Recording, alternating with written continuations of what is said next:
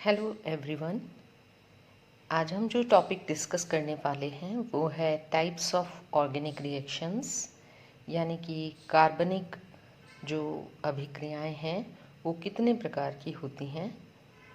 तो मुख्य रूप से कार्बनिक अभिक्रियाएं जो हैं वो 4 प्रकार की होती हैं। पहली है सब्स्टिट्यूशन रिएक्शंस यानी प्रतिस्थापन अभिक्रियाएं। दूसरी है एडिशन रिएक्शंस यानी योगात्मक अभिक्रियाएं।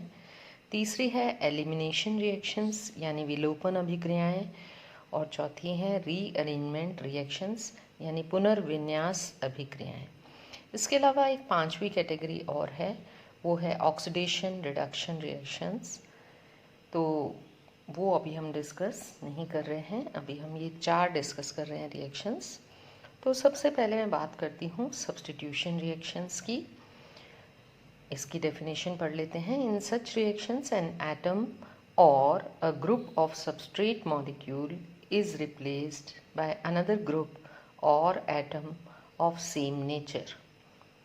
तो यदि किसी अभिक्रिया में सबस्ट्रेट के ऊपर यानी कि अभिकारक के ऊपर कोई एक भाग, जैसे ये L लिखा है, मान लीजिए ये कोई ग्रुप है या कोई एटम है, यदि इसको प्रतिस्थापित कर दिया जाए X द्वारा, सब्स्टिट्यूट कर दिया जाए, तो हमको जो प्रोडक्ट मिलेगा वो ये है। तो यहाँ हमने देखा कि L को सब्स्टिट्यूट किया है X ने। तो इस प्रकार की रिएक्शन को हम कहते हैं प्रतिस्थापन अभिक्रिया या सब्स्टिट्यूशन रिएक्शंस। नाउ फर्दर एक चीज़ और इम्पॉर्टेंट है कि यहाँ पर जो L का नेचर होगा, यानी कि जो लिविंग ग्रुप का नेचर होगा, वही नेचर X का होना चाहिए। यानी कि यदि ये एक न्यूक्लियोफाइल है तो X जो इसको रिप्लेस कर रहा है वो भी एक न्यूक्लियोफाइल होना चाहिए। ये इलेक्ट्रोफाइल है तो X को भी इलेक्ट्रोफाइल होना चाहिए, इस तरह से। तो यहाँ इन दोनों का नेचर सेम होना चाहिए, they should be of same nature. इसका एक सिंपल सा एग्जांपल मैं आपके साथ डिस्कस कर लेती हूँ, वो है मिथाइल क्लोराइड की रिएक्शन। जब OH आयन, OH माइनस होना चाहिए यहाँ पर, OH माइनस, OH आयन से जब होती है मिथाइल क्लोराइड की रिएक्शन, तो मिथाइल अल्कोहल बनता है और साथ में क्लोराइड आयन निकल जाता है। यहाँ हम देखते हैं कि क्लोरीन जो है वो अपने बॉन्ड के इलेक्ट्रॉन लेकर निकलता है, माइनस आयन के रूप में निकलता है, और OH भी अटैक कर रहा है माइनस आयन के रूप में। यानी OH भी एक न्यूक्लियोफाइल है, नाभिक स्नेही है, और Cl भी एक न्यूक्लियोफाइल है। तो ये है सब्स्टिट्यूशन रिएक्शन, जिसमें सेम नेचर के एक एटम या ग्रुप द्वारा दूसरा एटम या ग्रुप रिप्लेस किया जाता है। आगे हम ये देखते हैं कि इसी आधार पर कि सेम नेचर के एटम या ग्रुप द्वारा सेम नेचर का एटम या ग्रुप रिप्लेस किया जा सकता है, इसी आधार पर ये जो सब्स्टिट्यूशन रिएक्शंस हैं वो 3 तरह की होती हैं। पहली है इलेक्ट्रोफिलिक सब्स्टिट्यूशन रिएक्शंस, दूसरी है न्यूक्लियोफिलिक सब्स्टिट्यूशन रिएक्शंस, और तीसरी है फ्री रेडिकल सब्स्टिट्यूशन रिएक्शंस। तो नेचुरली इलेक्ट्रोफिलिक में इलेक्ट्रोफाइल को इलेक्ट्रोफाइल रिप्लेस करेगा, न्यूक्लियोफिलिक में न्यूक्लियोफाइल को न्यूक्लियोफाइल रिप्लेस करेगा, और फ्री रेडिकल में मुक्त मूलक को मुक्त मूलक रिप्लेस करेगा। आगे आने वाले चैप्टर्स में हमको कई सारे इसके एग्जाम्पल्स मिलेंगे। आइए अब बात करते हैं सेकेंड टाइप ऑफ रिएक्शन यानी एडिशन रिएक्शन की। एडिशन रिएक्शन यानी योगात्मक अभिक्रियाएं तभी होगी जब मॉलिक्यूल के अंदर कहीं अनसैचुरेशन ज़रूर होगा, असंतृप्तता, यानी कि डबल बॉन्ड या ट्रिपल बॉन्ड होना ज़रूरी है। चाहे वो डबल बॉन्ड 2 कार्बन्स के बीच में हो, चाहे वो डबल बॉन्ड कार्बन और किसी हीट्रो एटम के बीच में हो। तो ट्रिपल बॉन्ड भी ऐसे ही 2 कार्बन के बीच में भी हो सकता है, और कार्बन और हीट्रो एटम के बीच में भी हो सकता है। तो एडिशन रिएक्शन के लिए सबसे पहले असंतृप्तता होना ज़रूरी है। जब किसी असंतृप्त यौगिक पर किसी अन्य यौगिक का अटैक हो और वो यौगिक पूरी तरह से इस पर ऐड हो जाए, जुड़ जाए, और इस योगात्मक अभिक्रिया में एक पाई बॉन्ड, यदि एक मॉलिक्यूल जुड़ रहा है तो एक पाई बॉन्ड टूट जाए और 2 नए सिग्मा बॉन्ड बन जाएं। ये आप देख रहे हैं 2 नए सिग्मा बॉन्ड बन गए हैं। पहले यहाँ एक पाई बॉन्ड था जो अब नहीं है और अब 2 नए सिग्मा बॉन्ड हैं। तो इस प्रकार की अभिक्रिया में हमने क्या देखा कि योग हो रहा है, जुड़ रहा है XY इसके ऊपर। ये अभिक्रियाएं केवल तभी होगी जब असंतृप्त यौगिक होगा, अभिकारक हमारा असंतृप्त होना चाहिए। इसका भी एक एग्जाम्पल है एल्कीन पर HBr का योग।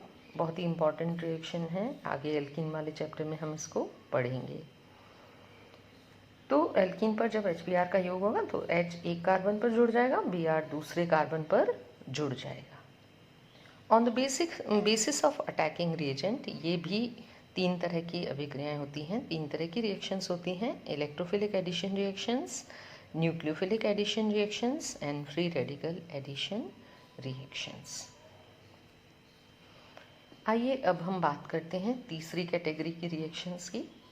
तीसरी कैटेगरी है एलिमिनेशन रिएक्शंस की। एलिमिनेशन रिएक्शन में बिल्कुल एडिशन रिएक्शन का उल्टा होता है, यानी कि इस रिएक्शन को, एडिशन रिएक्शन को उलट के देखूं तो एलिमिनेशन है। XY को निकाल दूं और ये 2 प्रोडक्ट बना दूं तो ये एलिमिनेशन रिएक्शन हो जाएगी। यहाँ देखिए एलिमिनेशन रिएक्शन में मैंने अगेन वही एग्जाम्पल लिया है एल्काइल हैलाइड का। यहाँ एल्काइल हैलाइड बना था और किससे बना था, एल्कीन और HBr की रिएक्शन से। यहाँ एल्काइल हैलाइड से शुरू कर रहे हैं और इसमें से जब HBr निकल जाता है, जब एल्काइल हैलाइड की रिएक्शन QH से करवाते हैं और इस एल्कोहलिक QH से जब करवाते हैं तो इसमें से HBr निकल जाता है। HBr के निकल जाने पर यानी कि 2 सिग्मा बॉन्ड कम हो गए और एक नया पाई बॉन्ड बन गया, तो प्रोडक्ट के रूप में हमको एल्कीन प्राप्त हो जाती है।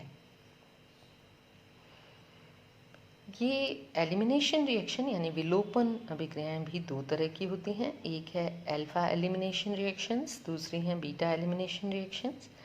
जो अल्फा एलिमिनेशन रिएक्शन है उसमें एक ही कार्बन से यदि एलिमिनेशन हो, जैसे H भी यहीं से निकलता, Br भी यहीं से निकलता, तो इसको हम कहते हैं अल्फा एलिमिनेशन। और यदि पास पास वाले कार्बन पर यानी कि H एक कार्बन से और सेकंड कार्बन से दूसरा एटम यानी Br निकला है तो उसको हम कहेंगे बीटा एलिमिनेशन। इसी का दूसरा नाम, इसको हम 1-1 एलिमिनेशन भी कहते हैं और इसको 1-2 एलिमिनेशन भी कहते हैं। अब आइए चौथी प्रकार के रिएक्शंस की बात करते हैं, वो है पुनर्विन्यास अभिक्रियाएं या rearrangement reactions. So in such reactions an atom or a group migrates from one position to another position within the same molecule and gives a new product with different structure।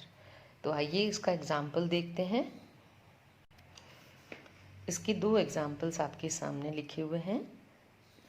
ये है पहला एग्जाम्पल। इस example में हमने देखा कि rearrangement के समय X इस कार्बन पर चला गया है और डबल बॉन्ड इस कार्बन पर, इन 2 कार्बनों के बीच में आ गया है। रीअरेंजमेंट की एक खासियत ये है कि रीअरेंजमेंट रिएक्शन में नंबर ऑफ एटम्स उतने ही रहेंगे, नंबर ऑफ बॉन्ड्स भी उतने ही रहेंगे, केवल उनकी पोजीशन बदल जाएगी। एक बहुत ही सुंदर इसका एग्जाम्पल है बैकमैन रीअरेंजमेंट। बैकमैन रीअरेंजमेंट में हम लेते हैं ये कीटॉक्सिन, तो यहाँ मैंने लिया है मिथाइल इथाइल कीटॉक्सिन। इसकी रिएक्शन जब PCl5 से करवाते हैं तो जो प्रोडक्ट बनता है वो है N मिथाइल प्रोपियोनामाइड। ना इस रिएक्शन में हम क्या देखते हैं कि सिंपली रीअरेंजमेंट हो रहा है, डबल बॉन्ड की जगह बदल गई है, नाइट्रोजन की जगह बदल गई है, ऑक्सीजन की जगह बदल गई है। तो एटम और ग्रुप जो हैं वो अपनी जगह बदल रहे हैं और इसकी वजह से हमको नया प्रोडक्ट प्राप्त हो रहा है। तो ओवरऑल जितनी भी ऑर्गेनिक रिएक्शंस हैं उनको मुख्य रूप से 4 भागों में बांटा गया है जो मैंने आपको बता दी हैं। ये सभी चारों रिएक्शंस आगे आने वाले चैप्टर्स में जब हम रिएक्शंस को डिस्कस करेंगे तो इन्हीं में से किसी कैटेगरी की होंगी। हाँ, 5वीं कैटेगरी और है जो कि है oxidation reduction category, oxidation reduction reactions वाली कैटेगरी। तो आई होप आपको ये टॉपिक समझ में आ गया होगा। Thank you.